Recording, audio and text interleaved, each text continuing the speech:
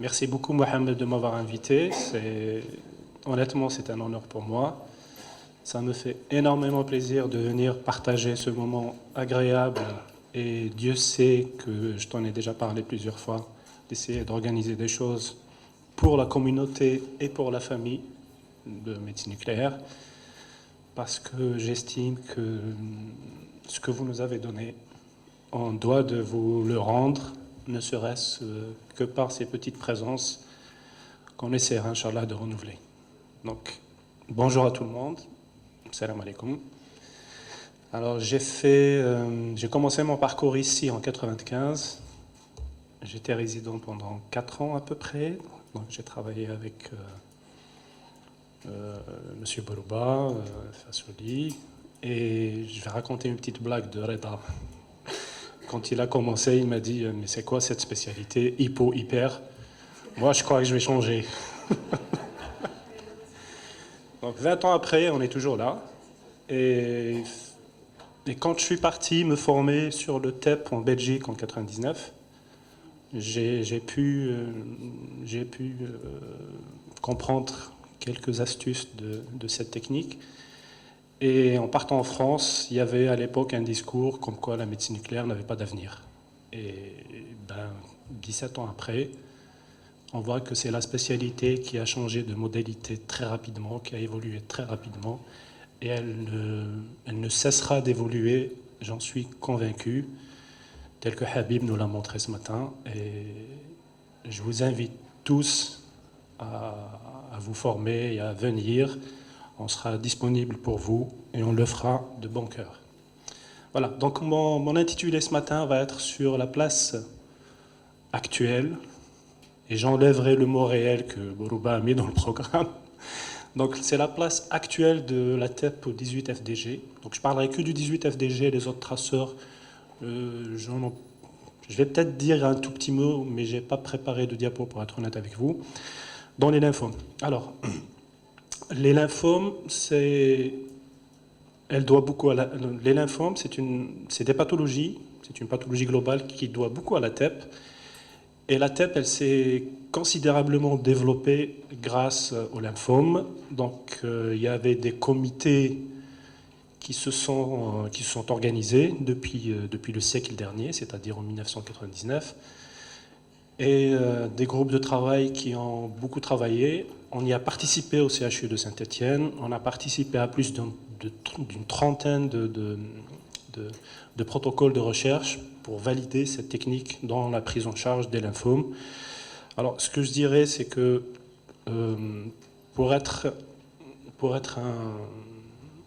un acteur principal dans la pathologie lymphomateuse, il faut impérativement, et ça c'est essentiel, c'est le primo movens, il faut vraiment être en interaction très étroite avec les hématologues. Donc les cliniciens ont besoin de nous, et on a besoin d'eux aussi pour comprendre la pathologie, pour essayer d'expliquer certaines images particulières qu'on n'arrive pas, nous, à expliquer par notre technique, notamment l'histoire naturelle du lymphome, le type de lymphome, la génétique du lymphome, et puis toutes les drogues qui sont utilisées dans les protocoles de traitement.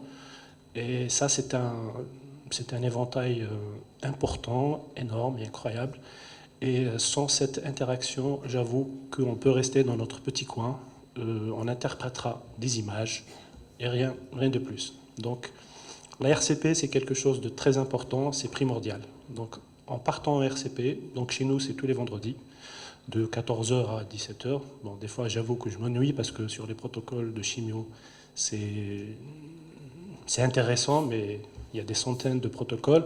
Mais sur des cas particuliers, on donne une réponse bien précise pour le patient, pour la prise en charge de ce patient, pour bien le traiter, bien cibler son traitement, pour éviter de le maltraiter, entre guillemets, de donner le protocole de chimio qu'il faut et donner une bonne réponse à l'hématologue qui va le conforter dans sa décision du protocole choisi ou changer de fusil d'épaule, essayer de donner un autre type de traitement au moment voulu parce que ça va économiser pour le patient du temps, de l'argent pour la communauté et bien sûr ça économisera de la toxicité du traitement pour le patient.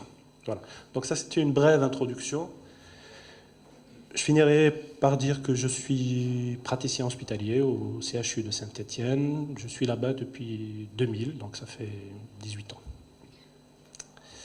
Voilà, donc le plan que je vais dérouler, ça va être... Bon, je vais faire des généralités sur les lymphomes, donc je parlerai des différentes entités.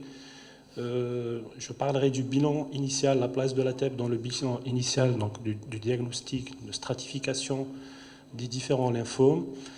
Je vais parler de l'évaluation thérapeutique qui a évolué en espace de 14 ans. Ça a complètement changé, donc on verra comment c'est passé de la radiologie vers la médecine nucléaire.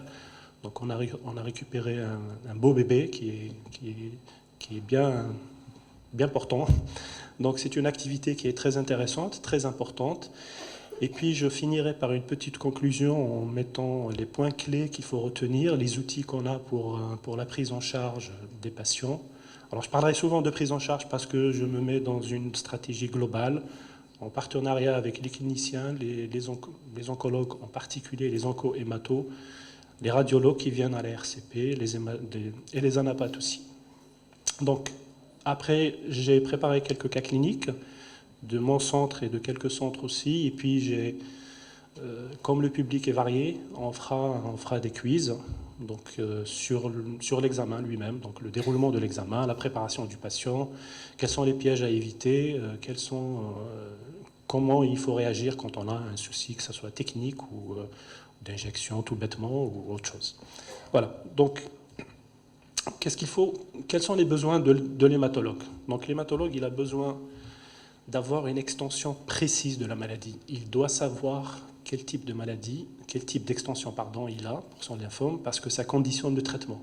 Donc, en fonction du stade et du facteur pronostic qu'on verra par la suite, il y a un schéma thérapeutique particulier dédié. Donc, on verra à la fin, on va presque arriver à un traitement personnalisé pour le patient.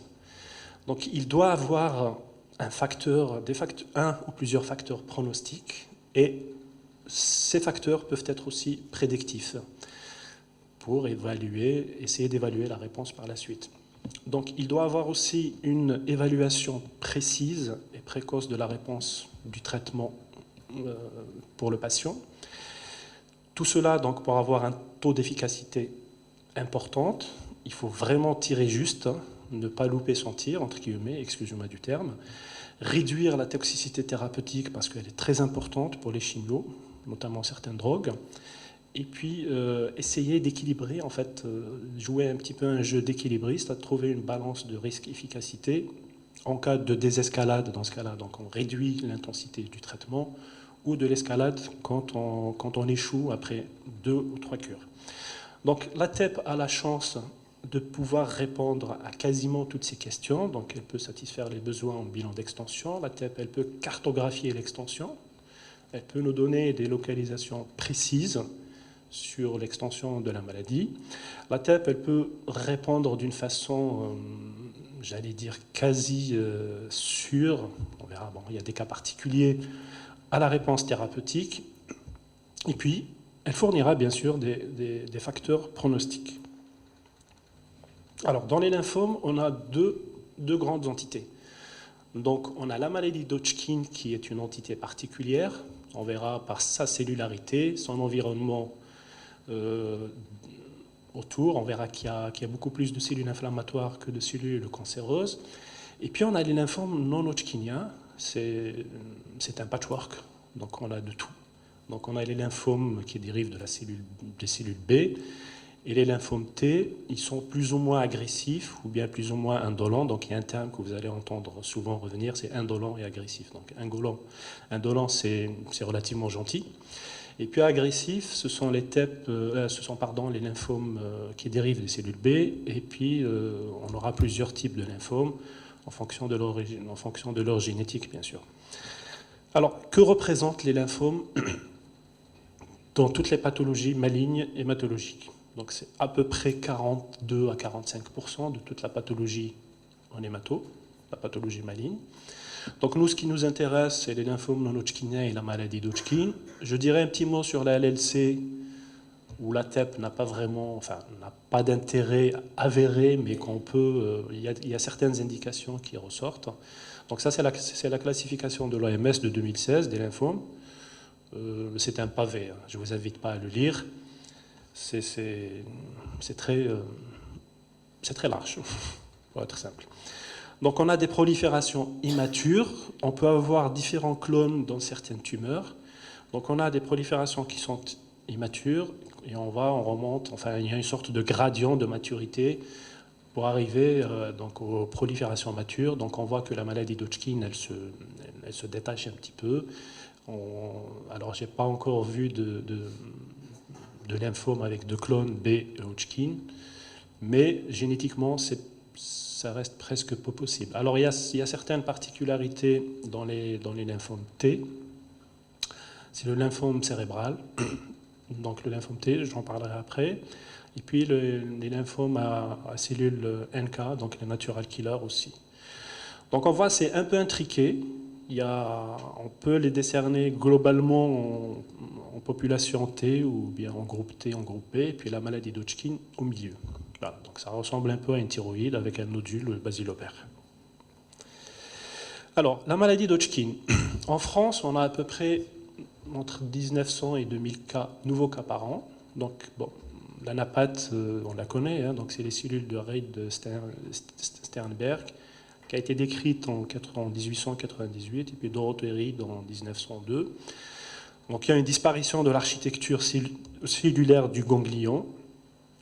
Par contre, on a une caractéristique qui est très importante et qui va expliquer la réponse thérapeutique.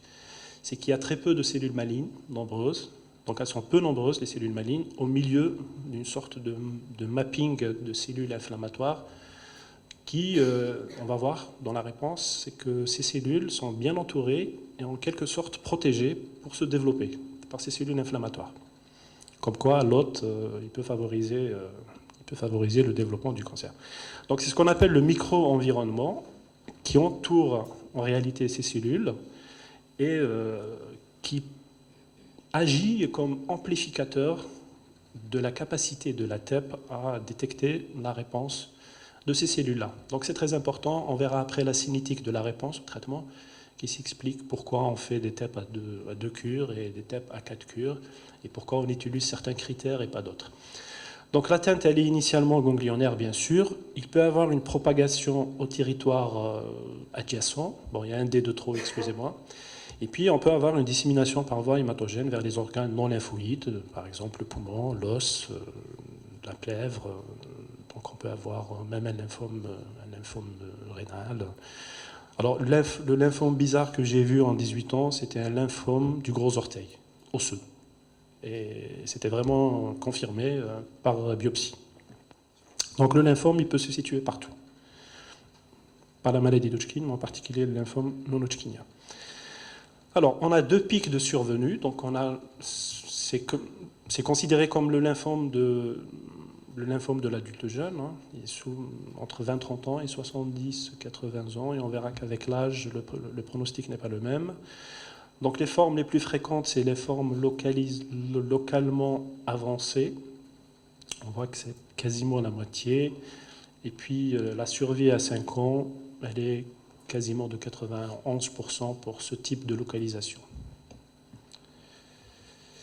Alors la première classification, elle a été faite en 1971. Ça a été dédié pour la maladie d'Hodgkin, c'était les travaux de Carbone. C'est la classification d'Ann Arbor, qui a été maintes fois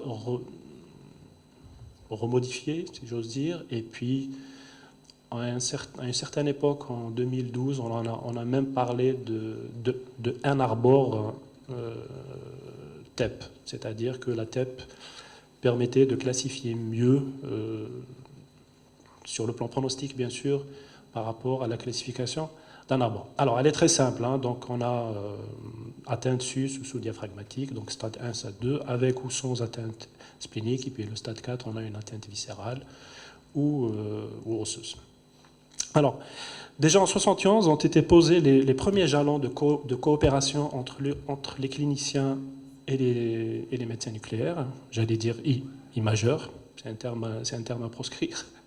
Donc c'est de faciliter la communication et les échanges d'informations. Ça c'est très important pour la prise en charge du patient. Et puis guider le pronostic et d'assister bien sûr le clinicien dans ses décisions thérapeutiques. Donc déjà, il y a plus de 40 ans, cette idée était déjà mise en place.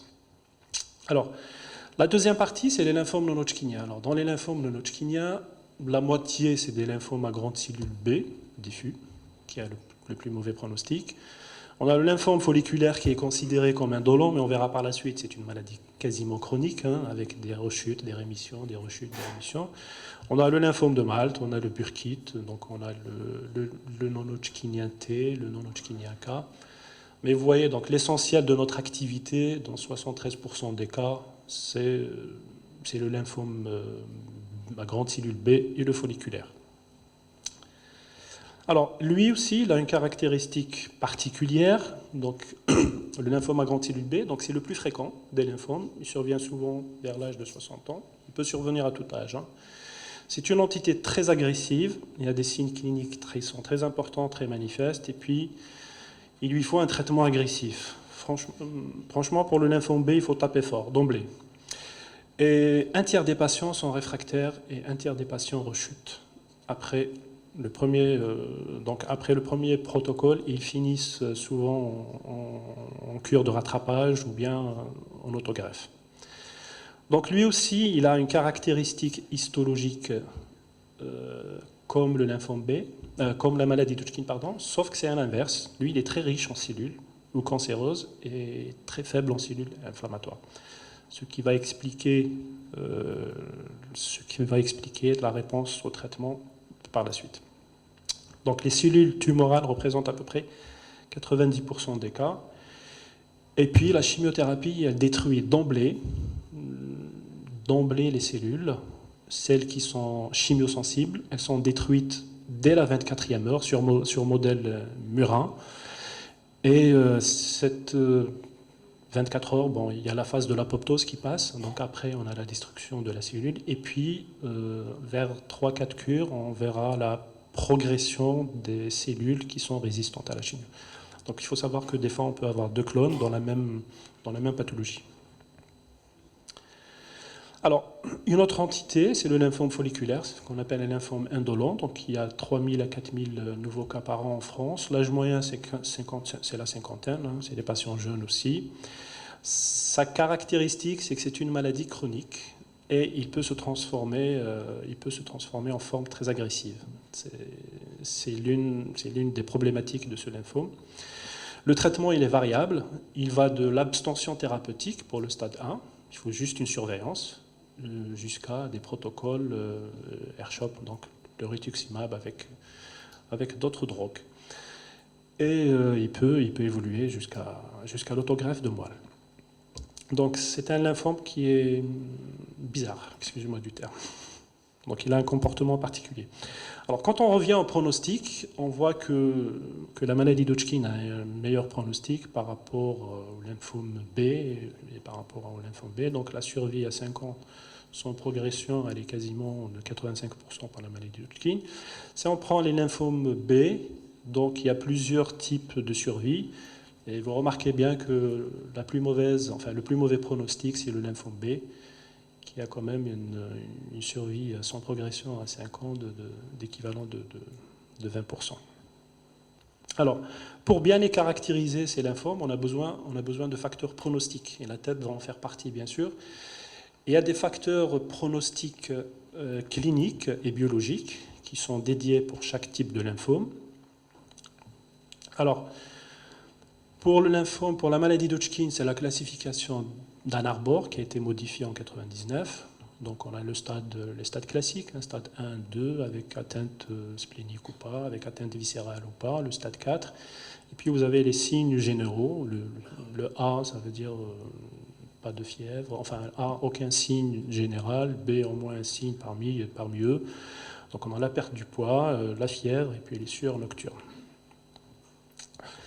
Pareil pour le lymphome B, donc on a l'IPI, c'est l'International Prognostic Index, qui lui aussi prend en compte l'âge, le stade de la maladie, la LDH, si elle est élevée ou pas, donc le nombre de sites ganglionnaire atteint, et puis l'état de performance du patient lui-même. On verra que c'est très important pour l'autogreffe.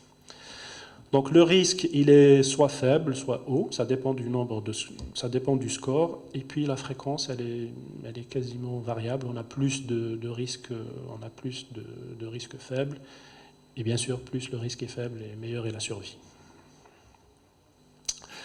Alors, il y a l'IPI 2 en fonction de l'âge, donc moins 60 ans, inférieur à 60 ans et au-delà de 60 ans, donc pareil, donc il y a la fréquence et le risque. Et pour le lymphome folliculaire, on a le FLIPI, donc on a soit le FLIPI 1, le FLIPI 2, alors c'est quasiment pareil. Donc il y a toujours, vous remarquez bien, il y a toujours l'âge, il y a le stade de la maladie, et puis ce qu'il y a de plus par rapport à l'IPI, c'est l'hémoglobine, et puis le nombre de sites atteints qui est supérieur à 4. Alors comment on définit les sites ganglionnaires atteints? Ça c'est très important. En fait, on raisonne en groupe de ganglions, pas un ganglion. Et les groupes de ganglions sont répartis. Donc, par exemple, tous les groupes, le jugulo-carotidien supérieur, moyen et inférieur, ça va faire un seul groupe. Le médiastin, par exemple, ça va faire un seul groupe. L'inguinal profond et superficiel, un seul groupe. Donc, on raisonne en groupe. Et ça, c'est très important pour les scores pronostiques. Alors, le choix des traitements. Le traitement, il est basé sur le stade de la maladie. Est-ce que la maladie est localisée? Est-ce qu'elle est étendue? De l'état général du patient, en prévision d'une greffe, du groupe pronostic, et puis aussi de l'évaluation thérapeutique précoce et en fin de traitement. Et donc la TEP, elle intervient pratiquement à toutes les étapes, sauf pour l'état général, où ça c'est l'état du patient qui conditionne le traitement. Alors je suis désolé, les tableaux sont de très petite taille, il faut avoir des loupes. Donc, le pronostic pour la maladie d'Hodgkin, c'est un arbore, et puis pour les lymphomes non-Hodgkiniens, c'est les index pronostiques. Alors, je ne vais pas m'étaler pour les protocoles de traitement, mais globalement, vous avez pour la maladie d'Hodgkin, pour les stades 1 et 2 favorables, donc on a 2 à 3 cures d'ABVD, avec ou pas radiothérapie, qui sont initialement envahis en TEP. On a le stade 1-2 défavorable, donc on a 4 cures, ou bien le BACOP, c'est un protocole qui est un peu plus agressif, avec radiothérapie, puis pour les stades 3 et 4, c'est le BACOP, souvent le BACOP escaladé. Pour les lymphomes non-Hodgkiniens, donc on a plusieurs protocoles qui associent plusieurs drogues, et ça, honnêtement, c'est en fonction de beaucoup de paramètres et en fonction de l'état du patient aussi. Moi, je ne les retiens pas, je ne vous le cache pas. Alors, quelle est la place de la TEP dans le bilan initial, c'est-à-dire dans le diagnostic et dans la stratification? Alors, la TEP est recommandée pour les lymphomes avides de FDG, donc c'est les lymphomes qui fixent beaucoup le FDG, qui ont un index mitotique très important. Et on voit essentiellement la maladie d'Hodgkin, les lymphomes B qui sont quasiment à 100%, le folliculaire, le manteau, et puis le lymphome de la zone marginale, on a à peu près une dizaine. D'accord ? Et puis la fixation, elle est le signe de l'agressivité de la maladie. Donc plus la SUV est importante et plus la maladie est agressive. Donc il y a une proportion, une sorte de proportionnalité inversée par rapport à l'agressivité et la fixation.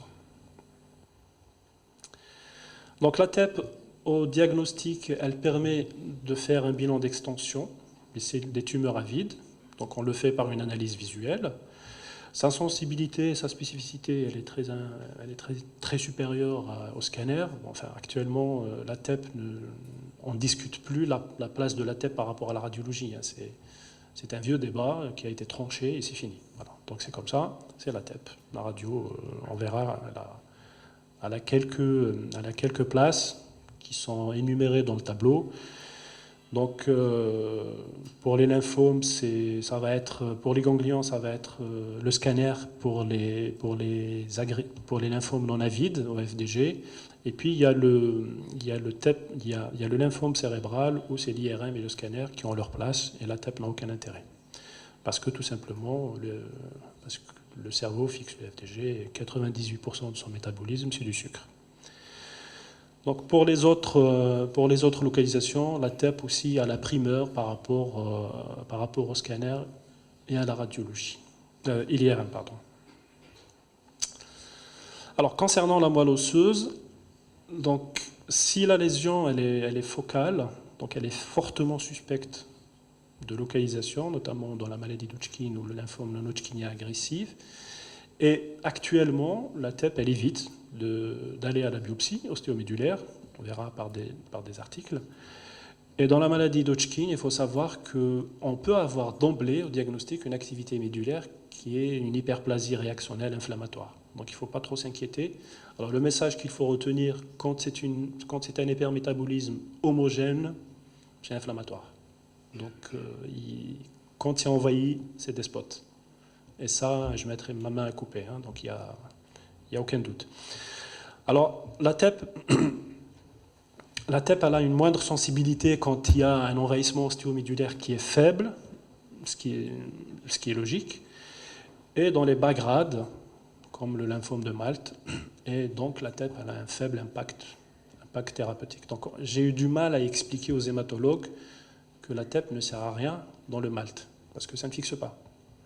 Mais il vous envoie quand même des demandes de TEP pour faire soit le bilan d'extension ou d'évaluer le traitement.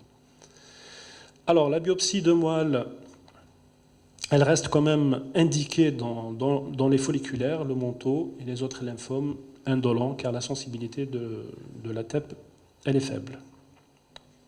Donc, il y a plusieurs articles qui ont quand même permis d'éviter aux patients de passer par la douloureuse épreuve de la biopsie de moelle. Donc pour le lymphome d'Hodgkin et le lymphome non-Hodgkinien, on n'en fait plus de biopsie. Certains lymphomes non-Hodgkiniens, pas tous. Donc voilà, donc quand il y a une atteinte de la moelle osseuse, c'est ce que vous avez.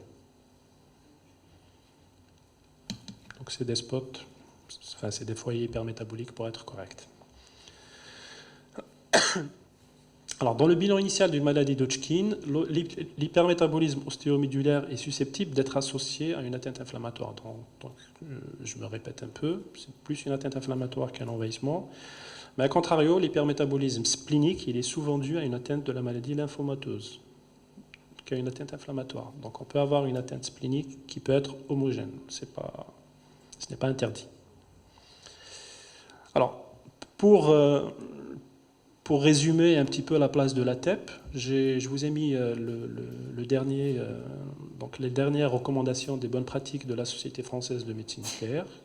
Donc c'est la dernière version, c'est celle de mois de mai 2018, où ils ont compilé une multitude d'articles qui a permis donc de ressortir les niveaux de preuve et de faire une conclusion et de donner la place réelle, cette fois-ci, de la TEP dans le bilan d'extension des lymphomes.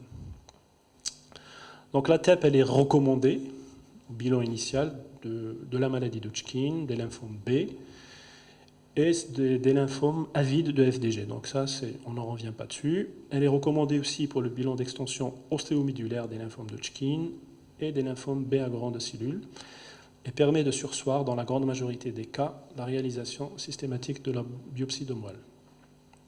La TEP, elle est également recommandée pour guider la biopsie en cas de signes cliniques, biologiques, enfin, qui suspectent la transformation. Alors, l'indication typique, c'est l'hématologue qui vous envoie « Je suis un folliculaire depuis 10 ans, je ne l'ai pas traité, il va très bien, mais ça fait 3 mois, il a un ganglion inguinal qui pousse. Alors, dites-moi, est-ce que ça fixe ou pas? Si ça fixe, je vais biopsier, sinon je le laisse tranquille. » Et puis, il peut vous envoyer la demande avec le patient, il a fait un scanner récemment pour une autre raison, on a trouvé des ganglions partout. Alors, quel est le ganglion le plus accessible pour aller le biopsier? Donc, c'est une indication qui est de plus en plus importante Et c'est pour les lymphopathies indolentes. Donc c'est le folliculaire, le manteau, et puis le syndrome de Richter. En fait, le syndrome de Richter, c'est la transformation d'une LLC en lymphome B. Donc on leur donne le site où il faut aller biopsier pour faire le diagnostic, bien sûr. Et puis, je vous dirai un autre mot pour l'évaluation thérapeutique. Alors, l'évaluation thérapeutique, je vais faire un petit peu d'historique, comment les choses elles ont évolué avec le temps. Alors, l'hématologue, il a toujours besoin d'avoir une approche thérapeutique qui vise une réponse maximale, donc comme je vous l'avais dit. Puis il doit adapter le traitement en fonction de la réponse, et selon la qualité, selon la qualité de la réponse, il va décider d'escalader ou de désescalader le traitement. Et puis ils n'ont pas envie d'irradier les patients pour rien aussi. Alors quel est vraiment notre rapport dans cette optique-là? Alors, l'évaluation thérapeutique, avant 1999, c'était les critères radiologiques, hein, c'est la diminution de la taille de plus de 50%. Et on sait très bien qu'il y a une précession métabolique par rapport à la réponse morphologique qui est de 6 mois. Donc si vous voulez, la réponse au traitement, elle met 6 mois pour qu'on puisse l'avoir sur le plan scanographique.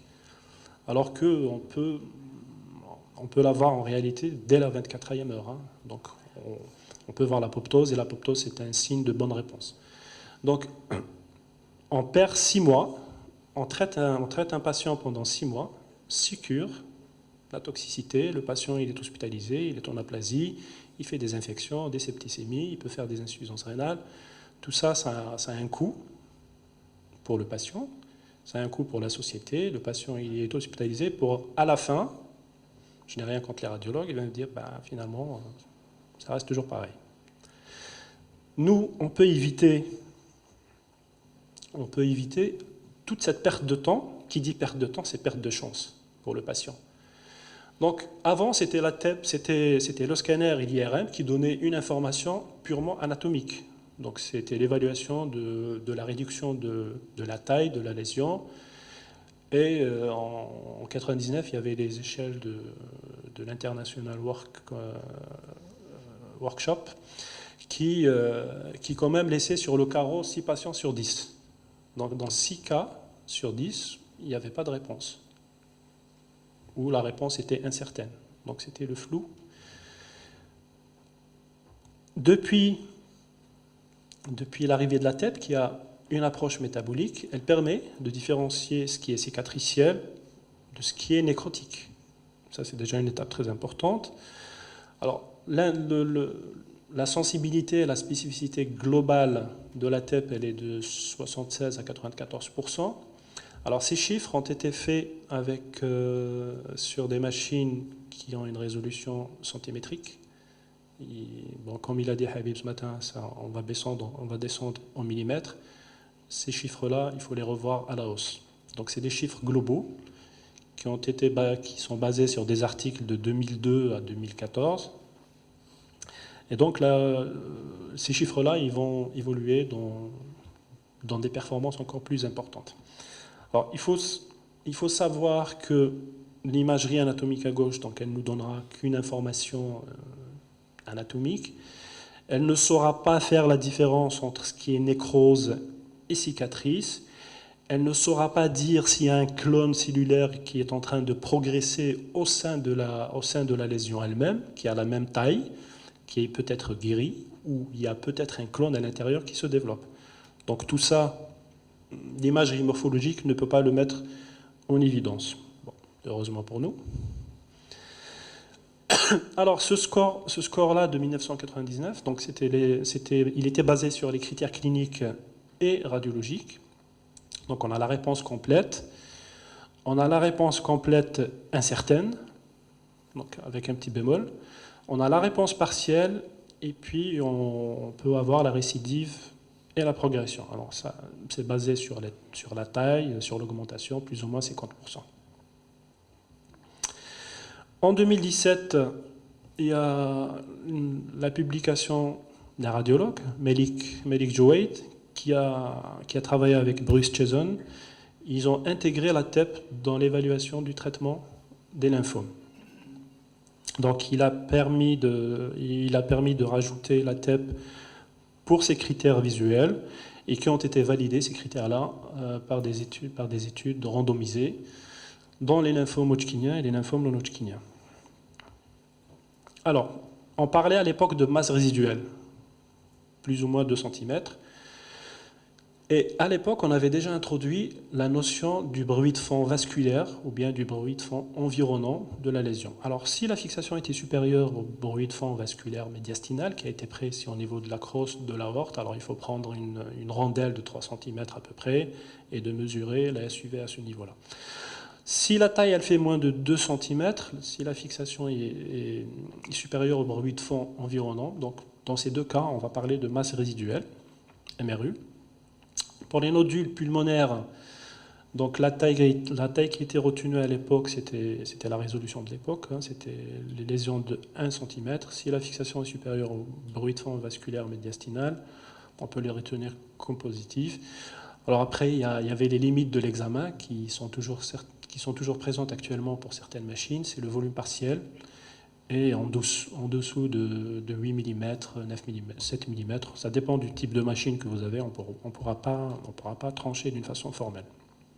Et puis, si apparition d'autres lésions, on évoquait la possibilité d'une origine infectieuse ou inflammatoire. Donc pour les lésions résiduelles et hépatiques, pareil pour les poumons. Donc le cutoff c'était 1,5 cm et c'est positif si la fixation est supérieure au foie. Donc déjà en 2007, il y avait ces deux comparatifs, le foie et le bruit de fond vasculaire. Alors, on verra après